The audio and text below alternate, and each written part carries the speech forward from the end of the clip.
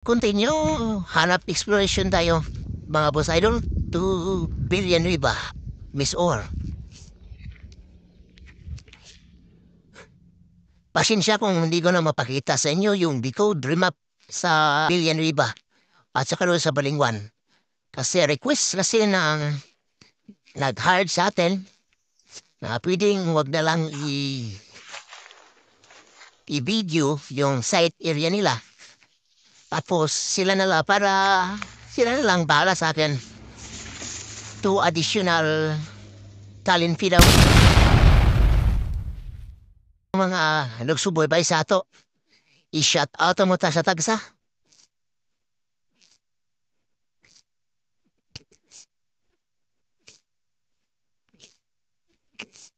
Okay.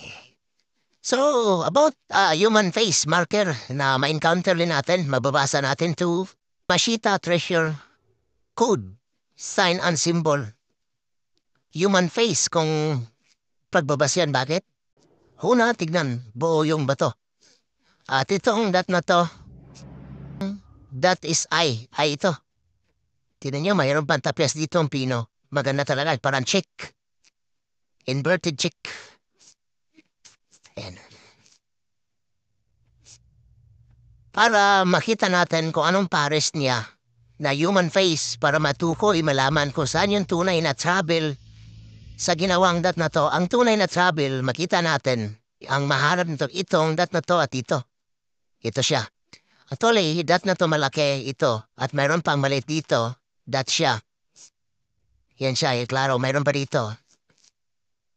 Tapyas talaga na sadya. Kaso lang, maganda sana kung mabasa ito. Nabasa siya natin pagkain natin ng niyog, yung buko. Kaya medyo siya umitim nung basa natin. Ito hindi nahal na basa. So, to human face, atras tayo ng konti.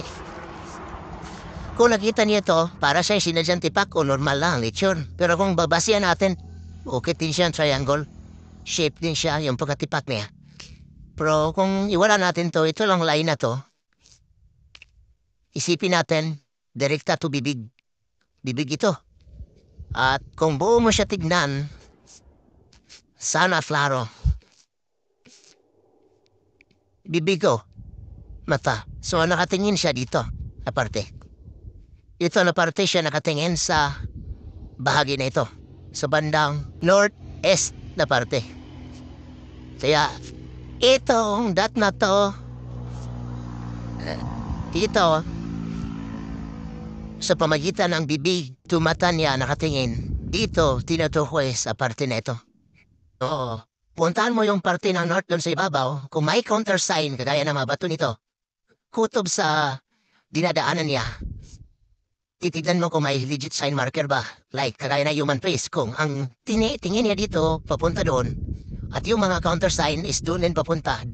Ang countersign ang nagbibigay eksakto sa tunay na distansya sa mga dat na to, kung anong tinutukoy, ang countersign nagbibigay ng saktong guide.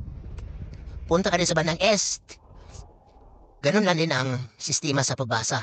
So sinasabi ko sa bandang north, kung saan yung tingin niya, like kagaya sa human face o animal face doon ang travel, ibig sabihin, yung countersign na yon ang nagbibigay ng distansya sa tinutukoy sa layo na to, sa I-dot na to, sa unahan. Kaya, pag once may encounter sample lang yung countersign na to dito at doon sa ibabaw mayroon pang countersign na distansya siya ng mga 20 meters, ibig sabihin yung doon mo malalaman sa countersign na yon. Ang marker na dot pala dito ay 20 meters distance yung countersign. So paano, dahil natukoy na yung countersign sa distansya na yon, dahil gamitan mo siya ng compass, accurate to human face din na gamit. So ibig sabihin yun, doon pala yung distansya. To 20 meters pala ang distansya sa marker na to. Another naman, basa, gamit ang dot. Kasi natapos na tayo sa distance, gamit ang countersign. Another din basa sa ikatatlong diskarte, ang dot. Doon mo rin mababase sa 20 to 30 meters distansya yung dot na makikita natin kasi nag-counter of triangle siya o arrow. Nag-arrow siya ganyan. Magguhit tayo para maintindihan. So, ito yung sinasabi kong southwest. At ito, sinasabi ko ang northeast. Yan. Tapos, ganito ang sistema sa kompas. Yan. Ito yung west, ito yung southwest, ito yung west, south, at saka north dito, east. Yan. Tapos, ang marker dito sa southwest, itong bato na to, itong dot sample, dito. So, 20 meters andun, punta ka sa west na parte. Kung makita mo yung countersign na 20 meters, malaman mo yung distance niya. Ganun siya. Pagkatapos to north, mababase mo yung dot na to, doon sa sinasabi kong distansya niya, kailangan tignan mo mabuti anong shape ng dot dito at ano mayroon bang segundang dot sa loob kagaya nito. May segundang dot sa loob. Ibig sabihin ito, segundang dot sa loob, yes, pwede na siyang prospect na deposito. Kasi guide ito, guide dots na pwede siyang maging mapa rin. At kahit man masira itong bato nito, mayroon pang sa mga countersign, pareho lang ang binabanggit dito sa unang marka. Ganun siya. So dito, titidan mo kung anong posisyon ng dot at anong mahanap mo nun sa actual. Once na missing, yun ang positibo. Once na live siya, ibig sabihin, live yung dot na dito dahil malawak. Ibig sabihin, malawak din na parte ang tinutukoy. At yung dot nasa gilid, ibig sabihin, nasa gilid lang ng malawak na formation na ganito kalaking klaseng dot to actual. Ibig sabihin, meter to meter, 10 meter to 20 meters ang lawak. Ibig sabihin, nasa gilid lang yung prospect na deposito. Ang kabila nito, sa lawak ng 10 to 20 meters is pwede siyang mga decoy sign marker lang. Pero kung alam mo yung sinasabi kong, balikan natin yung human face na natuturo to travel distance, to countersign human face o animal face to travel distance din.